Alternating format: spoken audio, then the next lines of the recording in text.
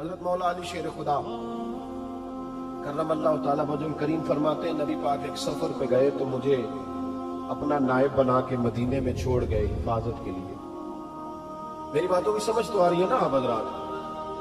حضور مجھے چھوڑ گئے، کہتے ہیں میرے پاس مال غنیمت کے تھوڑے سے پیسے تھے، میں سونے کا ایک ہار لایا، ایک لاکٹ لایا، سیدہ فاطمہ کو تحفہ دیا پہلی دفعہ، سونے کا ہار انہوں نے پہن لیا. نبی پاک علیہ السلام کا طریقہ مبارکہ یہ تھا کہ حضور جب سفر پہ جاتے تھے تو سب سے آخر میں سیدہ فاطمہ کے گھر جاتے، اور جب واپس آتے تو سب سے پہلے آتے، سب سے پہلے. حضرت علی کہتے ایک قاصد آیا، اس نے آ کے بتایا کہ کل نبی پاک واپس آ جائیں گے. سیدہ فاطمہ بڑے دنوں سے انتظار کر رہی تھی کہ حضور آئے نہیں، اتنے دن ہو گئے. جب جا کے بتایا نا کہ کل حضور آئیں گے تو کہتے سیدہ نے صبح سے صفائیاں شروع کر دی، کھانا پکایا اپنے محبوب کے لیے، حضور کے لیے بہترین کھانا بنایا اور بہت ساری تیاری کی. کہتے ہیں حضور آئے، حسب روایت حسب عادت، وہی مبارک عادت جو محبوب کی ہمیشہ سے تھی. نبی پاک آئے، پہلا قدم سیدہ فاطمہ کے گھر میں رکھا، السلام علیکم کہا، اور سیدہ نے وعلیکم کہا تو حضور نے ان کا چہرہ دیکھا تو واپس چلے گئے. حضرت فاطمہ رونے لگ گئی. مولا علی شیر خدا کہتے ہیں میں گھر آیا تو بی بی صاحبہ ہزاروں قطار ہو رہے. فاطمہ کیا ہوا؟ کالی پتہ نہیں، حضور سلام لیا واپس چلے گئے، ایسا کبھی ہوا ہی نہیں، پتہ تو کرے گا. شیر خدا کہتے ہیں میں مسجد میں گیا تو نبی پاک بھی ایک کونے میں بیٹھ کر رو رہے. میں نے کہا یا رسول اللہ آپ یہاں رو رہے ہیں، فاطمہ وہاں رو رہی ہے، بات کیا ہے؟ تو نبی کریم علیہ السلام نے فرمایا وہ میری بیٹی ہو کے سونا پہنتی ہے، اگر فاطمہ بھی سونے سے پیار کرے گی تو امت کی غریب بیٹیاں کدھر جائیں گی؟ وہ بھی سونا پہننے لگ گئی، وہ بھی اگر یہ کام کرے گی تو غریبوں کی بچیاں کس کے طریقے پہ چلیں گی؟ وہ بھی سونا پہنتی ہے. حضرت علی کہتے ہیں میں نے کہا یا رسول اللہ انہوں نے نہیں پہنا وہ تو میں نے لا کے دیا ہے. انہوں نے خواہش نہیں کی تو محبوب نے فرمایا اسے جا کے بتاؤ. حضرت فاطمہ الزہرا رضی اللہ تعالی عنہا کو جا کر کے بتایا گیا کہ محبوب پاک تو اس بات سے آپ سے ناراض ہے. حضرت فاطمہ نے اسی وقت سونا اتارا، کہا علی جو مدینے میں سب سے غریب گھر ہے اسے دے آ جا کے. بھائی نبی پاک نے انہیں سادگی میں رہنا، پاکیزگی میں رہنا سکھایا، انہیں حسن سکھایا، انہیں عبادت سکھائی. نبی پاک علیہ السلام یہ تو ساری دنیا بیان کرتی ہے کہ امام حسین نبی پاک کے کندھے پہ بیٹھ جاتے تھے سجدے کے عالم میں تو 72 تسبیح حضور پڑھتے تھے. پتہ ہے حضور سکھاتے کیا تھے؟ نبی پاک امام حسین کو سجدہ کرنا سکھا رہے تھے. حضور سجدہ کرنا سکھا رہے تھے، سجدہ کرنا. پورے کربلا کے واقعے میں کسی جگہ بھی امام حسن اور امام حسین نے کسی ایک مقام پہ بھی یزیدیوں سے کوئی مطالبہ نہیں کیا، کوئی بات نہیں منوائی، کہا جو تمہاری مرضی. ایک بات صرف کی، ایک گزارش، توجہ ہے میری بات پر، ایک بات صرف کی، ایک مطالبہ رکھا. جب 9 محرم کو عمر بن سعد نے، شمر نے، ان سب نے کہا نا کہ حسین جب اب بات ختم ہو گئی، یا بیعت کرو یا جنگ کرو، تو امام حسین نے فرمایا مجھے ایک رات کی مہلت دو. علی کے بیٹے مہلت مان سکتے ہیں؟ بولے نا یار، مہلت مانتے تھے وہ، کیا ضرورت تھی؟ امام حسین نے فرمایا مجھے مہلت دے، ایک رات رہ گئی ہے، میں راج کے سجدے کرنا چاہتا ہوں. سجدوں کے لیے مہلت مانگی، سجدوں کے لیے. توجہ ہے میری بات پر؟ محفل لمبی، نمازیں چھوٹی. 24 گھنٹے آپ کسی کو بٹھا لیں باہر، وہ بیٹھا رہے گا، گپے لگائیں. نماز کا ٹائم ہوگا تو پتہ نہیں کیا ہو جاتا ہے، لوگوں دوڑ گئے، اوہو نماز پڑھنی پڑ جائے گی. ایسے لگتا ہے جیسے کوئی بہت مشکل مرحلہ آن پڑا. بھائی کربلا والوں کا تو پیغام ہی نماز ہے، ان کا تو طریقہ ہی نماز ہے. امام حسین نے کہا ایک رات کی مہلت، فقط اس لیے کہ میں کھول کے نمازیں پڑھ لوں.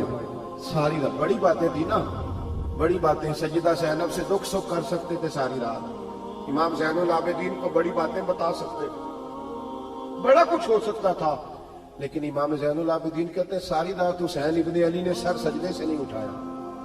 چل تو اس طرح کر، امام حسین تو ساری زندگی ساری رات پڑھتے رہے نا، تو چل ایک رات کی عبادت کر ان کے نام پر، ایک رات ساری جان نہیں نا تسی ہاں کی تھی، ایک رات کہی ہے میں نے. بڑا مشکل ہے ہمارے لیے. آپ یقین کریں مسلح، اور پھر کسی نے ہمیں کان میں بتا دیا کہ تسی نسبت آ لے ہو، تسی بخشے ہو. میں کو پکی گل دس گیا سر، اس میں کوئی شک نہیں کہ نسبت سے بخشے جائیں گے. لیکن امام حسین ڈائریکٹ نواسے ہیں نبی پاک کے، اگر وہ نسبت کے باوجود بھی ساری ساری رات نماز پڑھتے ہیں تو کس قسم کا نسبت والا ہے کہ 10 محرم کو بھی تیری ساری قضا ہو جاتی ہے، ساری قضا چھٹی. ہم نسبت والے ہیں. بس نسبت کا یہ معیار ہوتا ہے. نسبت کا معیار یہ ہوتا ہے کہ جو محبوب نے کیا وہ ہم نے کر کے چھوڑنا ہے، وہ کام کرنا ہے. اور پھر اہل بیت نبوت کا اسوہ حسنہ پردہ ہے. پردہ بڑی گمراہی آ گئی ہے امت میں. اب جو بچی ایم بی اے کر لیتی ہے وہ سب سے پہلے یہ مطالبہ کرتی ہے کہ ہمارے حقوق برابر کے. اسلام نے عورت کو برابر کے حقوق نہیں دیے، عزت والے حقوق دیے. کون سے حقوق دیے بولیے؟ میں ایک یونیورسٹی میں تھا تو ایک بچی نے پیغام دیا، کہنے لگی جی بچیاں بھی تھی پردے میں بیٹھی ہوئی، لیکچر یونیورسٹی میں ہو رہا تھا، تو اس نے کہا جی عورت کا تو گھر ہی کوئی نہیں ہوتا، عورت کا تو گھر ہی کوئی نہیں، تو ہم کدھر جائیں؟ میں نے کہا چلے ادیبانہ انداز میں یہ بات درست ہے لیکن حکیمانہ انداز میں درست نہیں. عورت کی تو اللہ تعالیٰ نے ذمہ داری بڑی شاندار رکھی ہے. جب تک باپ جوان ہوتا ہے، توجہ ہے میری بات پر، جب تک باپ جوان ہوتا ہے تو بیٹی اس کے گھر رہتی ہے، اور جب بچی جوان ہوتی ہے ابا تھوڑا بوڑھے ہونے لگتا ہے نا تو اللہ تعالیٰ خامد کی ڈیوٹی لگا دیتا ہے عورت پر. اور جب خامد تھوڑا بوڑھا ہونے لگ جاتا ہے تو بچے جوان ہو جاتے ہیں. تو میں نے کہا بی بی تو سمجھی نہیں، تو کہتی ہے میرا گھر کوئی نہیں. رب کریم نے تو تیرا محافظ ہمیشہ جوان آدمی کو رکھا ہے، جوان کو، کبھی باپ کو، کبھی بھائی کو، کبھی بیٹے کو، کبھی شوہر کو. تو یہ کیسے؟ اسلام نے تو تیرے لیے جوان کون تیرا محافظ رکھا اگر تو سمجھے. حضرت فاطمہ نے ساری زندگی پردے میں گزاری، ان کا ننگا سر کبھی سورج نے بھی نہیں دیکھا. یہاں اللہ خیر کرے دینداروں کی بچیاں پردہ نہیں کرتی، حاجیوں نمازیوں کی بچیاں پردہ نہیں کرتی. کپڑے استری نہ ہو تو گھر میں جھگڑا شروع ہوتا ہے، اور بی بی پردہ نہ کرے تو پرواہ کوئی نہیں. حضرت عبداللہ بن سہل ایک تابعی بزرگ ہے، نام یاد رکھنا. عبداللہ بن سہل کہتے ہیں سیدہ زینب جب کربلا سے واپس آئی تو وہ میری پڑوسن تھی. 15 سال کہتے ہیں میں ان کا پڑوسی رہا ہوں. 15 سال، 15 امام شورانی نے اس کو لکھا ہے، 15 سال میں حضرت زینب کا پڑوسی رہا. کبھی ہوتا ہے نا کہ بی بی برقع پہن کے باہر نکل آتی ہے، بازار جانا ہے، دوائی لینی ہے، کوئی کام ہے. کہتے ہیں 15 سال میں پڑوسی رہا پر میں نے پردوں میں چھپی ہوئی زینب بھی کبھی نہیں دیکھی. ہوتا نا برقعے میں بندہ بی بی دیکھ لیتا ہے، میں نے پردے میں چھپی ہوئی بھی بی بی کبھی نہیں دیکھی. تو کربلا والوں کا تو طریقہ پردہ ہے، ان کا طریقہ. اب آخری بات سنیں، کربلا والوں کا طریقہ حوصلہ ہے، ہمت ہے. ہمارے ہاں نا خودکشیاں عام، جھگڑا عام، لڑائی عام. اس کی وجہ یہ کہ حوصلہ کوئی نہیں. ذرا سی بات پہ بندہ برداشت کرنے کو تیار ہے. اہل بیت کا جو طریقہ ہے نا وہ حوصلہ ہے، وہ صبر ہے، وہ چلے محبت کی بات ہے کر دیتا ہوں. ایک بابا جی سے میں نے پوچھا، میں نے کہا جناب صحت کیسی ہے؟ کہ دکھا نہیں وڈیریاں کر چڑے. میں کہا کنی عمر تھوڑی؟ کہتا میں عمر تے ابھی 76 کو سال ہے. میں کہا دکھاں تو بغیر نہیں ہوں، تو وڈیریا ہی ہونا تھا. بس کر دے، دکھوں کو بدنام کیا ہوا بلا وجہ. اب بس کرے، وڈیرے ہونا تھا کہ نہیں ہونا تھا؟ نہ دکھانا لا دیتا ہے. ہجوم غم میں بھی توہین ضبط غم نہ ہوئی، ہم تو اس احتیاط سے روئے کہ آنکھ نم نہ ہو.